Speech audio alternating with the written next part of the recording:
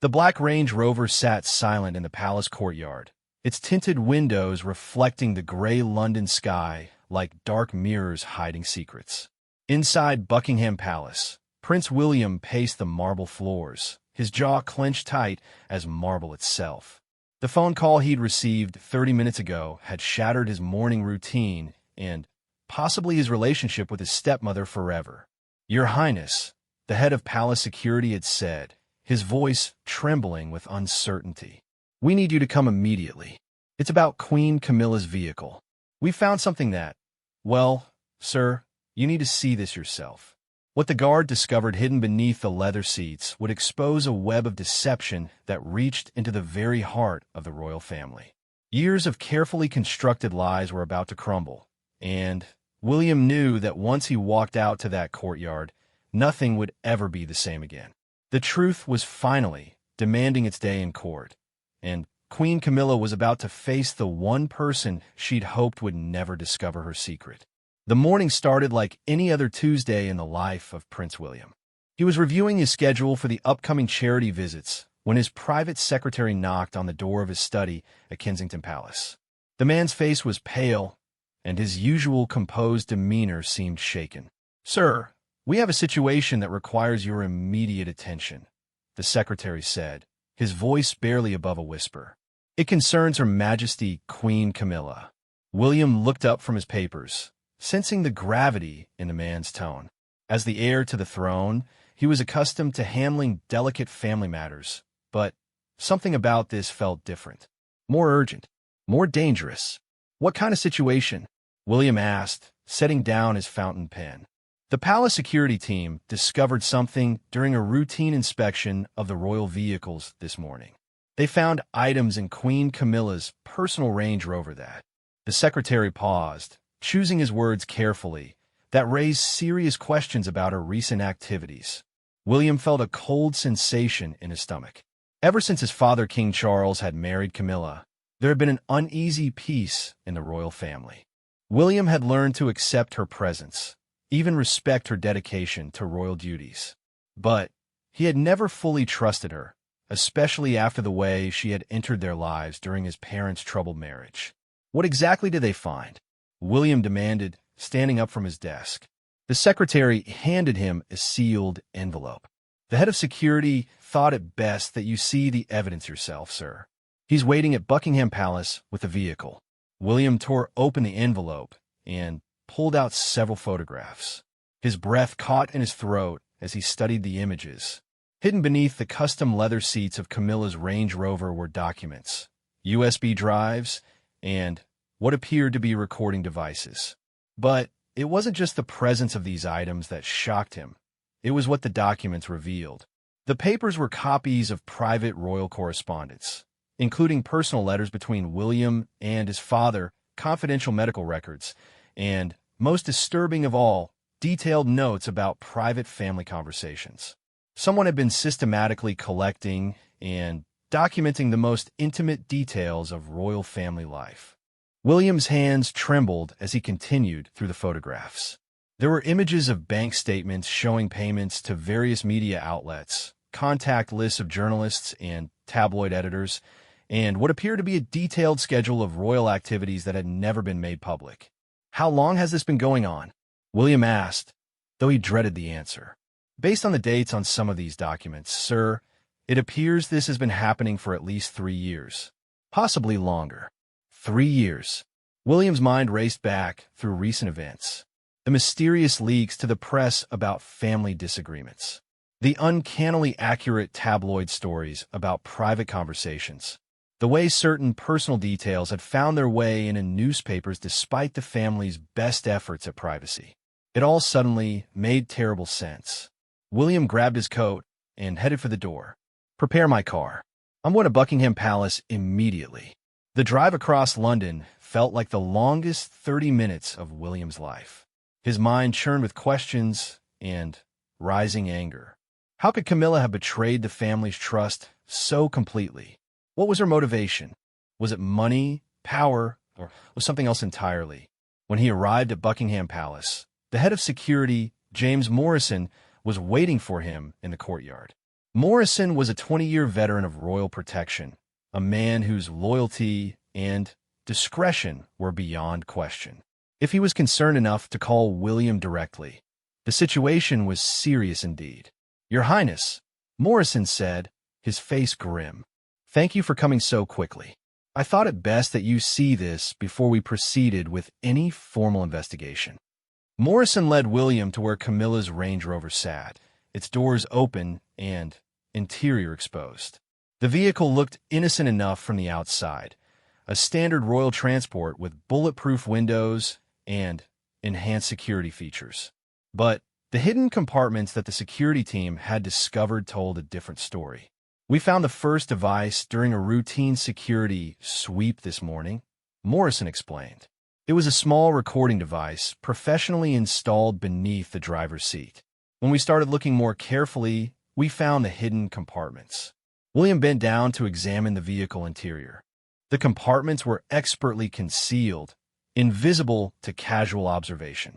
Someone had invested considerable time and money in modifying this vehicle for covert surveillance and document storage. "The recording device was still active," Morrison continued. "It appears to have been recording all conversations that took place in this vehicle for months. The USB drives contain audio files dating back over a year." William felt sick.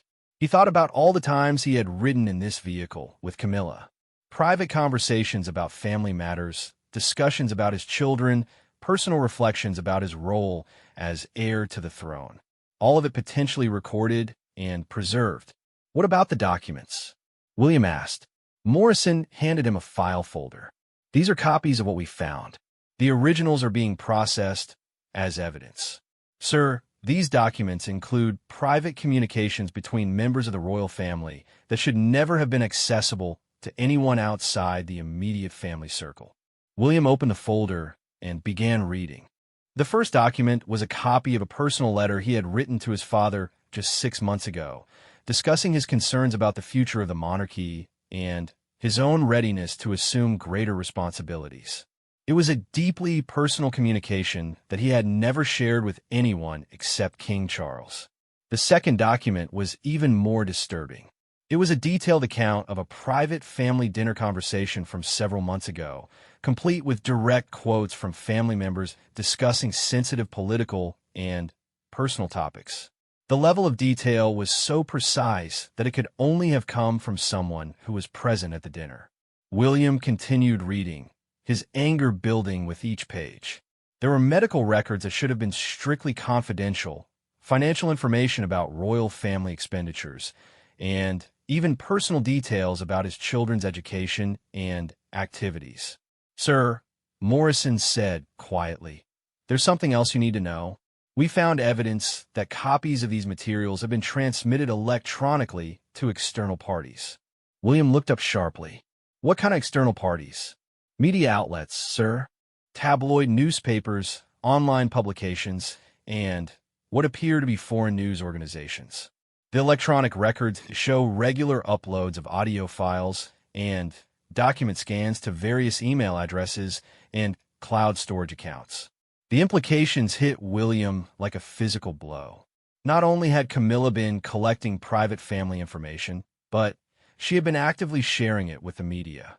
The royal family's most intimate moments and private discussions have been commodified and sold to the highest bidder. William thought about his children and the impact this betrayal could have on their lives. He thought about his father, who had trusted Camilla completely and had even made her his queen. The depth of the deception was staggering. "Have you confronted Queen Camilla about this?" William asked. Morrison shook his head. "We felt it was essential to inform you first, sir. This is a matter that goes far beyond normal security protocols. The implications for the royal family are—" He paused, searching for the right words. "Unprecedented." William nodded, understanding the gravity of the situation. This wasn't just about a breach of trust within the family. It was potentially a matter of national security. The royal family's private communications often touched on matters of state, relationships with foreign dignitaries, and other sensitive topics that could have serious consequences if made public. "Where's Queen Camilla now?" William asked. She's attending a charity luncheon in Surrey, sir. She's not expected back at the palace until this evening. William checked his watch. It was still early afternoon, which gave him time to plan his approach carefully. This confrontation would require delicacy and strategic thinking. The future of the monarchy itself could depend on how he handled the next few hours. I want you to secure all the evidence, William instructed Morrison. Make copies of everything, but ensure the originals are preserved exactly as you found them. And I want a complete technical analysis of those recording devices. I need to know exactly what technology was used, where it came from, and how long it's been in place. Morrison nodded. We've already begun that process, sir. We should have preliminary results within a few hours.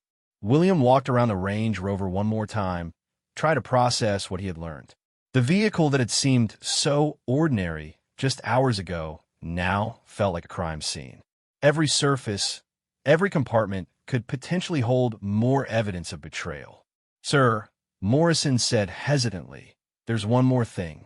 The electronic records suggest that Queen Camilla wasn't working alone. There are communications with what appear to be handlers or coordinators, people who were directing her activities and helping to distribute the information she collected. William felt his blood run cold. The idea that this conspiracy extended beyond Camilla herself was terrifying. If there were other people involved, people with their own agendas and motivations, then the security of the entire royal family could be at risk. Do we know who these other parties are? William asked. We're still analyzing the data, sir. But some of the email addresses and phone numbers trace back to media organizations and what might be intelligence services. We're being very careful with this investigation because of the potential international implications. William realized that he was dealing with something far more complex and dangerous than a simple family betrayal. This had the hallmarks of a sophisticated intelligence operation, possibly involving foreign powers interested in gathering information about the British royal family and government. He pulled out his phone and scrolled through his contacts, looking for his father's private number.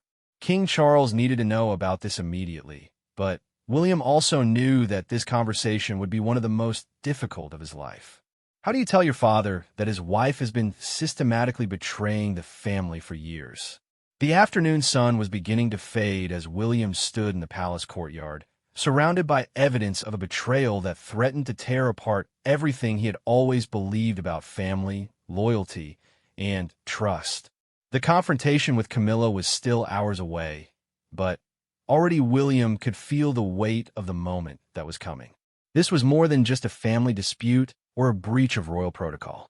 This was a fundamental crisis that would test the very foundations of the monarchy and William's own ability to lead the royal family through its darkest hour. The charity luncheon had ended 2 hours ago, but Camilla remained at the Surrey estate, mingling with donors and taking photographs with local officials. William watched from his car as his stepmother smiled and chatted with the crowd, completely unaware that her world was about to collapse around her. He had spent the afternoon in careful preparation for this moment. The evidence had been secured, copies made, and a small team of trusted advisors briefed on the situation. King Charles had been informed and was flying back from Scotland immediately. But William knew that the first confrontation had to happen now, before Camilla had a chance to realize that her activities had been discovered. William's phone buzzed with a text from Morrison. Technical analysis complete. Evidence suggests surveillance operation has been active for 4 years, possibly longer. At least 6 different recording devices found. Electronic transmissions traced to multiple international recipients.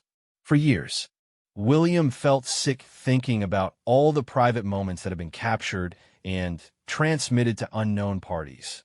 His wedding anniversary celebrations, conversations about his children's futures, discussions about state matters, all of it potentially compromised. As Camilla finally made her way toward her Range Rover, William got out of his own vehicle and walked across the gravel courtyard. She looked surprised to see him, but quickly composed herself and smiled. "William, darling, what a lovely surprise," Camilla said, reaching up to kiss his cheek. "What brings you all the way out to Surrey?" William didn't return her smile. "We need to talk, Camilla. Privately." Something in his tone must have alerted her, because her expression shifted slightly. The practiced royal smile remained in place, but William caught a flicker of uncertainty in her eyes. "Of course," she said carefully. "Shall we use the estate's library? Lord Pemberton said we could have privacy there." "No," William said firmly. "We're going back to London. You'll ride with me." Camilla glanced toward her Range Rover, and William noticed the brief hesitation. She was thinking about the evidence hidden in her vehicle, probably wondering if she had forgotten to conceal something properly. "My driver can bring my car back later," William continued. "This conversation can't wait." The drive back to London was tense and silent. Camilla sat in the passenger seat, occasionally glancing at William's profile as he focused on the road ahead. She tried several times to start casual conversation, but William's responses were curt and dismissive. By the time they reached the outskirts of the city, Camilla's nervousness was becoming increasingly apparent. "William, you're starting to worry me," she said as they approached Buckingham Palace. "Has something happened? Is it Charles? The children?" William pulled through the palace gates and parked in a private courtyard, the same place where her Range Rover now sat surrounded by security personnel. Camilla's face went white when she saw the activity around her vehicle. "What's going on?" she asked, but her voice had lost its confident tone. "That's exactly what I intend to find out," William replied, getting out of the car. Morrison approached as they walked toward the palace entrance. "Your Highness, everything is prepared in the Blue Room, as you requested." William nodded and turned to Camilla. "We're going to have our conversation in private. But first, there's something I need you to see." He led her to where her Range Rover sat, with its interior exposed. The hidden compartments were clearly visible now, their contents laid out on a nearby table under the supervision of palace security. Camilla stopped walking when she saw the display. Her face went through a series of expressions: shock, fear, and then something that looked like resignation. "I can explain," she said quietly. "I'm sure you can," William replied coldly. "But first, let me show you exactly what my security team found in your vehicle this morning." William picked up one of the recording devices, a small black unit no bigger than a matchbox. This was transmitting every conversation that took place in your car directly to external parties. The technical analysis shows it's been active for over 2 years. Camilla's hands were shaking now, but she remained silent. William continued, picking up a stack of documents. "These are copies of private royal family correspondence, letters between my father and me, medical records, financial information, personal details about my children that you had no right to access, much less share with outsiders." "William, please, let me explain the circumstances," Camilla began, but William held up his hand to stop her. "The circumstances?" William's voice was rising now, his careful composure beginning to crack. "The circumstances are that you've been systematically spying on my family for years. You've been recording our private conversations and selling them to the media.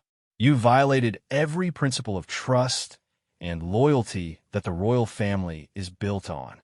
William picked up a printed email from the evidence table. "This is particularly interesting. An email from you to someone at the Daily Mirror dated just 3 weeks ago. You're discussing payment arrangements for exclusive information about a private family dinner where we discuss my father's health concerns." Camilla's face crumpled. "You don't understand the pressure I was under." "Pressure?" William's anger was fully unleashed now. "What pressure could possibly justify betraying your own family? What pressure could excuse putting my children's safety at risk by sharing details of their daily routines with strangers?" "They had information about my past," Camilla said desperately. "Things that would have destroyed Charles's reputation, damaged the monarchy. They said if I didn't cooperate, they would release everything." William stared at her, trying to process this new information. Who was blackmailing you?"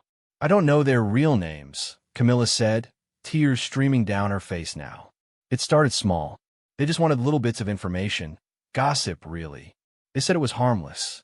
But then they wanted more, and when I tried to stop, they threatened to expose everything." "What kind of information did they have about your past?" William demanded. Camilla hesitated, clearly struggling with whether to reveal more secrets. Financial irregularities from before I married your father. Payments I received from certain media outlets during the divorce proceedings with Diana. Things that would have made it impossible for Charles to marry me if they had come to light. William felt like he was hearing about a completely different person. The woman he had reluctantly accepted as his stepmother, the woman his father had trusted completely, had been living a double life of deception and betrayal. So instead of telling my father the truth and asking for help, you decided to compromise the security of the entire royal family? William asked. I thought I could control it, Camilla said miserably. I thought I could give them just enough information to keep them satisfied without really hurting anyone. But they kept demanding more, and the payments kept getting larger, and eventually I was trapped. William looked at the evidence spread across the table. Trapped? You were making a fortune from this betrayal. The bank records show payments totaling over £2 million over the past 3 years. This wasn't just blackmail, Camilla. This was a business arrangement. The money was insurance, Camilla protested. I was saving in case everything fell apart, and I had to start over. I never spent it on myself.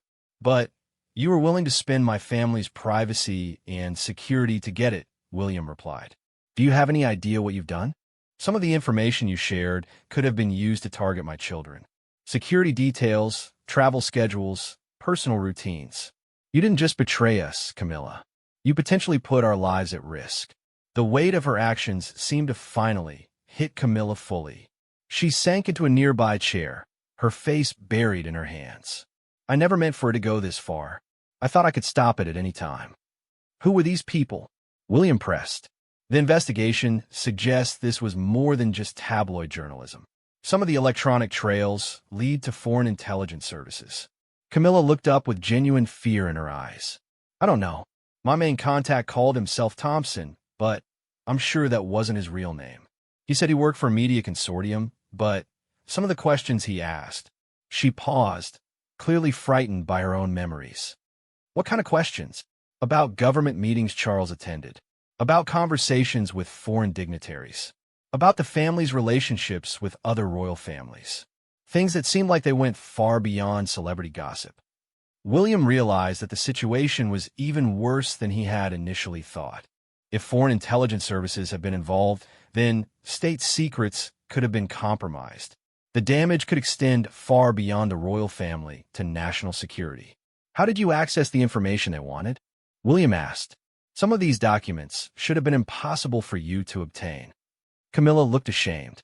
Charles trusted me completely. He would often discuss sensitive matters with me, thinking our conversations were private. I had access to his study, his correspondence, and the recording devices. She gestured toward the equipment on the table. They provided those. They said it was just to ensure I reported conversations accurately. But you knew you were being recorded too, William pointed out. Every conversation you had in that car was captured. They have recordings of you discussing the royal family's most private matters. I know, Camilla whispered. They own me completely. Even if this all comes out, they can still destroy me with what they have. William walked over to the window, looking out at the London skyline as he tried to process everything he had learned. The woman his father had married was not just a traitor. She was a compromised intelligence asset who had been systematically exploited for years. There's something else, Morrison said, approaching carefully. We've been analyzing the technical equipment, and we believe Queen Camilla's handlers have been monitoring our investigation. Some of the devices we found were still transmitting until just a few hours ago. William turned back to Camilla. Do they know we've discovered your operation? Probably, Camilla said miserably. Thompson always seemed to know things before I told him. He would sometimes reference conversations I had just had, things he couldn't have known unless he was listening in real time. Then, they're probably trying to distance themselves from you right now, William realized. Destroying evidence, cutting communications, maybe even planning to eliminate you as a liability. Camilla's eyes widened with terror. You think they would hurt me? I think people who run sophisticated intelligence operations don't leave loose ends, William replied grimly. And right now, you're the biggest loose end they have. The magnitude of the crisis was becoming clear. This wasn't just about family betrayal anymore. The royal family was dealing with a foreign intelligence operation that had penetrated to the very heart of the British monarchy. And the woman at the center of it all was not just a traitor. She was also potentially a victim who was now in serious danger. William's phone rang. It was his father, calling from the plane as he flew back from Scotland. William looked at Camilla one more time before answering the call. In a few hours, King Charles would arrive to face the destruction of everything he thought he knew about the woman he had married. "Father," William said into the phone, "we need to talk the moment you arrive. And you need to prepare yourself for the worst news of your life." King Charles arrived at Buckingham Palace just after midnight, his face drawn with exhaustion and dread. The flight from Scotland had given him time to absorb William's initial briefing over the phone, but nothing could have prepared him for the emotional devastation of seeing the evidence laid out in the Blue Room. Camilla sat in a corner chair, flanked by palace security, looking like a woman who had aged a decade in a single day. She refused to meet Charles's eyes as he entered the room, her shoulders shaking with silent sobs. Charles stood frozen in the doorway, staring at the woman he thought he knew completely.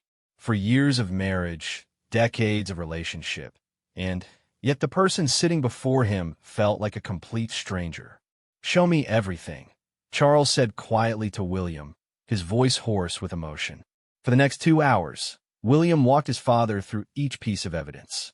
The recording devices, the stolen documents, the financial records showing payments from media outlets, and mysterious offshore accounts.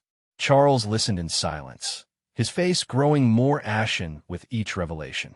When William finished his presentation, Charles finally looked at Camilla. "Is it true?" he asked simply. "Yes," Camilla whispered, the single word carrying the weight of years of deception. Charles sat down heavily in a nearby chair. "How long?" "It started about 6 months before our wedding," Camilla admitted.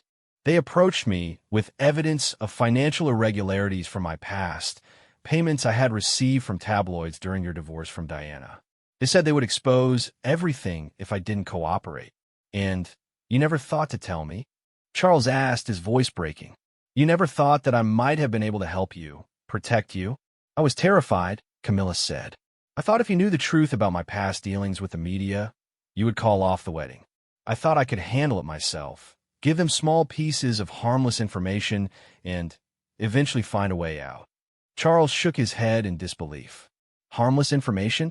Camilla, they have recordings of us discussing state secrets, personal details about William's children, private medical information. How could you think any of this was harmless?" Morrison stepped forward with a new folder. "Your Majesty, we've completed the technical analysis. The surveillance equipment in Queen Camilla's vehicle was extremely sophisticated, military-grade technology that's not available to civilian media organizations. This was definitely a foreign intelligence operation." Charles looked up sharply. "Foreign intelligence? MI5 has been briefed and is investigating," Williams said. "Preliminary analysis suggests the operation may have been run by Russian intelligence services, possibly as part of a broader effort to gather compromising information about Western political and royal families." The implications hit Charles like a physical blow. Not only had his wife betrayed their family, but she had potentially compromised British national security by sharing information with a hostile foreign power. "What did you tell them about government meetings I attended?" Charles demanded, turning back to Camilla. "About conversations with foreign leaders, discussions about British foreign policy?" "I don't know," Camilla said desperately. "They would ask specific questions, and I would answer them. I didn't always understand the significance of what I was telling them. They made it seem like celebrity gossip, not intelligence gathering." William pulled out another document. "This is a transcript of a conversation you recorded last month where Father discussed the upcoming NATO summit. You provided details about security arrangements, the topics to be discussed, and Father's private views on various international leaders. That information could have been used to compromise British negotiating positions." Charles buried his face in his hands. "Dear God, what have you done?" Morrison received a phone call and stepped away to answer it. When he returned, his expression was grim. Your Majesty, MI5 reports that several foreign intelligence services have been active in London over the past week. They believe Camilla's handlers may be planning to either extract her from the country or silence her permanently. The room fell silent as the implications sank in. Camilla was not just a security risk. She was potentially a target for assassination by the very people she had been working with. We need to get her into protective custody immediately, William said. If foreign agents are involved, nowhere is safe. No, Charles said firmly. I won't have her disappear in some of my five safe house. Whatever she's done, she's still my wife. Father, you're not thinking clearly, William protested. She's compromised our entire family. She's potentially damaged British national security. You can't let personal feelings cloud your judgment. And you can't let your anger prevent you from seeing the bigger picture, Charles replied. If we hand her over to MI5 now, we'll lose any chance of controlling this narrative. The media will have a field day with stories about the Queen being arrested as a foreign spy. Morrison's phone rang again. This time, his face went white as he listened to the caller. Your Majesty, we have a problem. The man Camilla knew as Thompson was found dead in his London flat 2 hours ago. Apparent suicide, but MI5 suspects he was eliminated by his handlers. Camilla gasped, her face going pale with terror. They're cleaning house, she whispered. They're eliminating everyone who could connect them to the operation. Which makes you an even bigger target, William pointed out grimly. You're the one person who can identify their methods, their questions, their interests. You're also the only one who can testify about how they operated. Charles stood up and began pacing the room. We need options. Real options, not just knee-jerk reactions to a crisis. William had been thinking about this problem since the afternoon. We have 3 choices. First, we turn her over to MI5 for interrogation and protection, which probably means she disappears into the intelligence system for months or years. Second, we try to handle this internally and hope the foreign operatives don't succeed in silencing her. Or third, we get ahead of the story by going public with a controlled narrative. Go public? Charles asked. You mean announce that my wife has been spying for foreign intelligence? I mean announce that my wife was being blackmailed by foreign agents and has been cooperating with British intelligence to expose their operations, William corrected. We turn her from a villain into a victim who helped catch the real criminals. Camilla looked up with the first spark of hope she had shown all day. Could that work? It could, William admitted, but it would require your complete cooperation and truthful testimony about everything you know. And it would mean the end of your role in the royal family. You could never be queen consort after this kind of public exposure. Charles stopped pacing. What do you mean? Father, surely you can see that Camilla can never resume her royal duties after this. The security risk alone makes it impossible. But beyond that, the public would never accept her again if they knew the truth. The only way to save the monarchy from this scandal is to remove her from it completely. The room fell silent as Charles processed this ultimatum. He looked at Camilla, who was crying quietly in her chair, then at William, whose face showed no mercy or compromise. You're asking me to choose between my wife and my crown, Charles said slowly. I'm asking you to choose between a woman who betrayed our family and the institution you swore to protect, William replied. Father, she didn't just lie to you. She put Catherine and my children at risk. She compromised British national security. She sold our most private moments to hostile foreign powers. At some point, the consequences of those actions have to matter more than your personal feelings. Morrison stepped forward again. Your Majesty, MI5 is requesting an immediate decision. They have intelligence suggesting that foreign operatives may attempt to breach palace security within the next 24 hours. They need to know whether you want them to extract Queen Camilla to a secure facility or whether you're planning some other form of protection. Charles looked around the room at the faces staring back at him. His son, determined and unforgiving.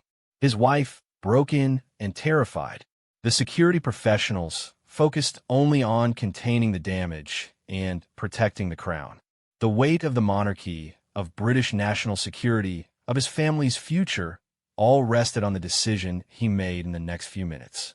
"There's something else you need to know," Camilla said suddenly, her voice barely audible. "Thompson told me that I wasn't their only asset inside the British establishment.